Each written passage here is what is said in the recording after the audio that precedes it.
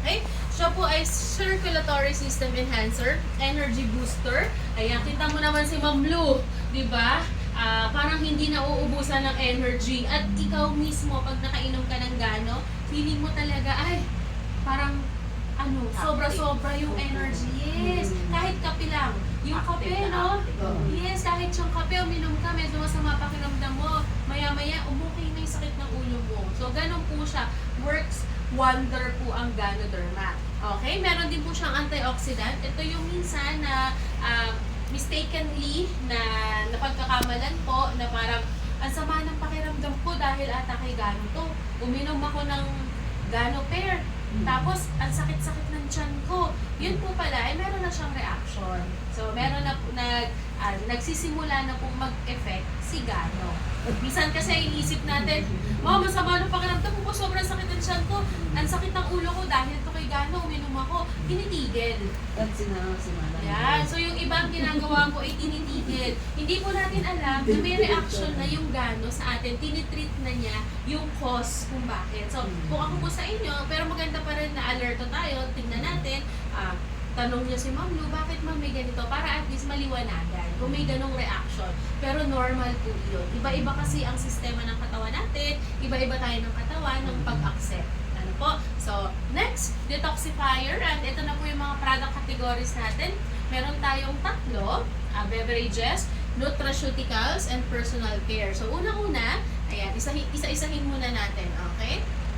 Nandito po ang 3-in-1. So, nakita ko ito yung mga tinitake ng mga magaganda nating binibili dito. Mga single po ba?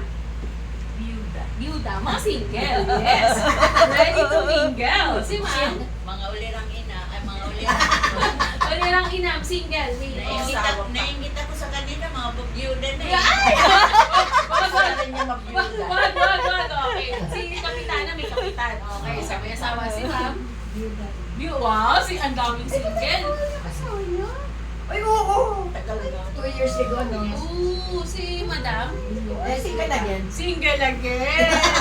Siyempre, byuda. Again, again. Yun.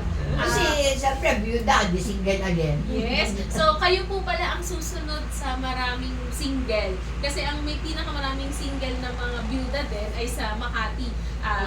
Pembo, sa Manila South. Tagignan kasi sila ngayon. So, pag nakita nyo sila, nagkasama-sama kayo sa isang event, mag-jive yung mga personality ninyo. Mahilig din po mag-zumba yun, kung nasa-zumba kayo. So, mga senior citizen na hindi mo ka mga senior, kagaya po ninyo. Si Kapitana, di ba? Dapat to eh. Yan. So, marami po sa Gano ang single talaga. Yan. So, minsan nakakahanap sila ng ka-partner! So, Yakam. Apam. Apangpangus na. So, hindi natin masabi, di po ba? Okay, so tapos na commercial natin, balik po tayo kay health beverages. Meron po itong coffee, sugar, and creamer. And then, minimal lang po yung caffeine content niya, kaya kung uminom ka nito, minsan, yung iba, ang reaction sa katawan, mas inaantok sila. Mas masarap yung tulog. So, depende po. Ako kasi, pag uminom ako nito, mas nagigising ako. Sobrang gising ko talaga hanggang gabi na. Minsan, alauna na ako nakakatulog. So, kaya ang ginagawa ko sa umaga ko iniinom ito. Pero yung iba, yung sa office namin, iinom ng alas 4 ng hapon, maya-maya antok na. So, depende kasi talaga sa acceptance. Sa katawan niya. Yes, iba-iba po talaga tayo. Kaya nagugulat ako, ma'am, pag uminom akong kape, makakatulog ako eh. Yung asawa ko naman po, iinom ng kape, maya-maya matutulog din. Black coffee po kanya. So, di ba, mas matapang, pero nakakatulog pa rin. So, depende po talaga. And then, meron tayong tinatawag na diet coffee para po ito sa may mga diabetes. Okay, kung may diabetes ka, and kung gusto mo magbawas ng timbang. Okay, although, Pala yan? First diet. ito po ay purely kape lang. Walang sugar, walang creamer, or kahit ano pa. Kape lang po ito na Ganoderma. 30 sachet in one box. For me, pinaka-mura ito. Kasi bakit? 30 na. Tapos kung may sugar ka naman, or hindi ka naman nag-sugar, ito ang okay. Okay? Kasi nga, ang isang sachet nito, minsan 2 tasa pa ang natitimplahan kung maliit lang yung tasa. Pero kung yung tasa mo ganyan, syempre isa lang yun. Sobrang tawang na nun. So, pwede mo lagyan ng sugar, ng honey, ng stevia. medyo may diabetes tayo. Pero sobras para sa akin, ito po pinakamura. Yun nga lang, ang lasa nito mapait. Matapang. So, sabi nga sa pag-ibig, kaya kang ipaglaban. Ganon siya. So, ganon siya. Yun yung mga gusto natin, di ba, matapang. So, yun yung maganda dito. Okay. Pero, Alam na this. alam na, ha? So, Kaya medyo- ang paglaban. Yeah. Pero kailangan kaya mo rin ipaglaban yung lasa kasi mapait po talaga to. Pero kung may sugar ka na, may creamer ka, pwede naman a little, ano po, Ay, pwede lagyan. pwede ko lagyan, yes ma'am. Kasi sa 3-in-1, naka-fix na siya. Ay, Tinimpla okay ka na lang, yun, eh. okay ka na. Pero pag may diabetes ka kasi at medyo minimal dapat yung ating sugar, ano po, so dapat minimal lang. So kung gusto mo makatipid, ito ka.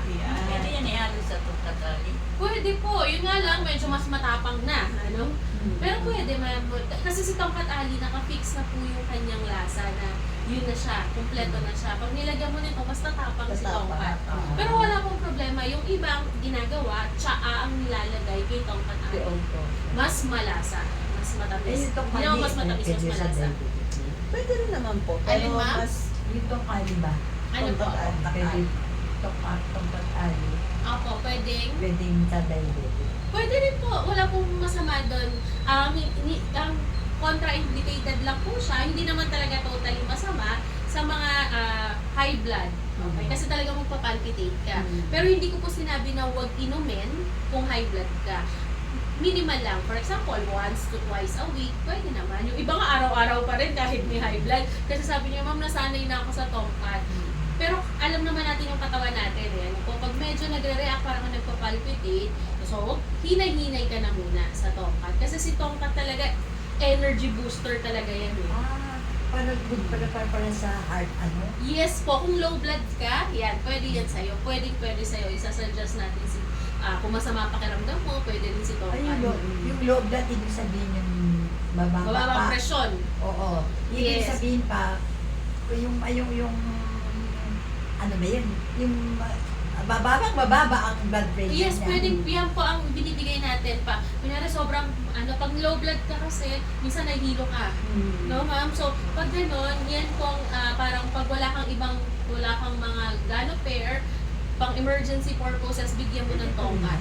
Inumin niya. Maya-maya, mahihimasmasan siya, parang, okay yung pakiramdam niya. Kasi parang yung pagka low blood ka, pupunta yun sa leukemia eh. Oh! ang binigay ko naman po doon, Exilium. Exilium po.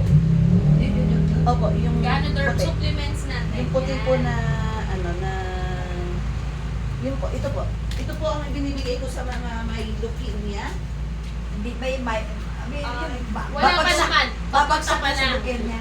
Opo, Oo. kahit po yung may leukemia na, kasi yung anak yung kumaring edit ko, yung kabala ito, na nasa, yung kilala niyo si yung kapatid ni Ina, si Ogie, nagkikimo siya, nag-oral chemo.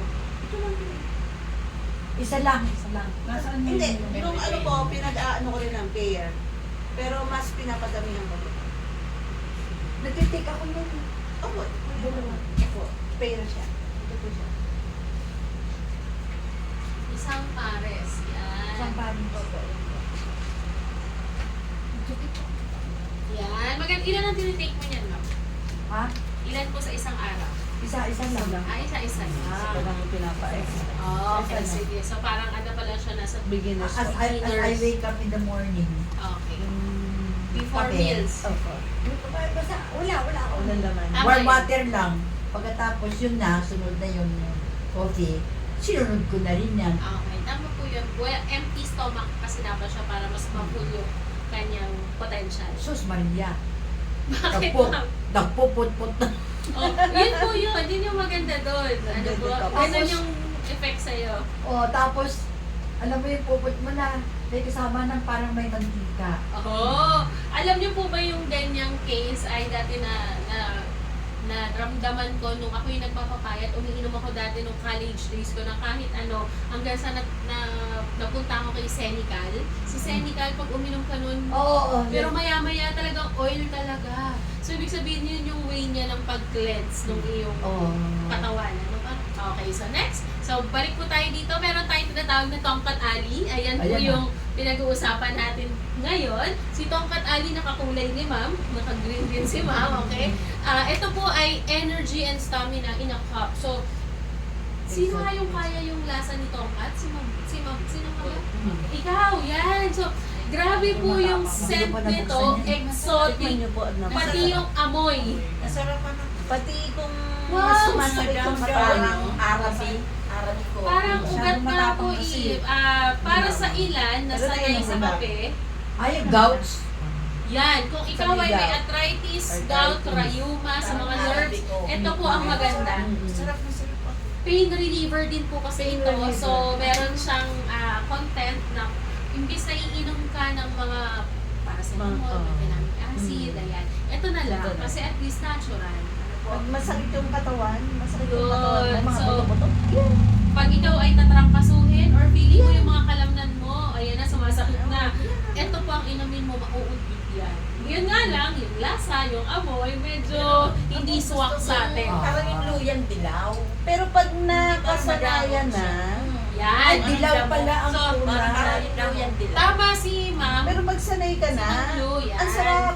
Sarap eh. Ako, first time ko pero nasarapan ako. Si ma'am, hanap-hanapin mo na yung amoy niya kasi eh. Parang once before, pag naamoy ko yan, ay, ang baho. Parang amoy ugat-ugat. Ang amoy. Parang dahon. Pero May pag mga dahon-dahon nasanay ka na. na, parang hahanap-hanapin mo na yung lasa at amoy Masarap. niya. Ito po ang may pinakamalinamnam at malasang kape ng gano. Ito ang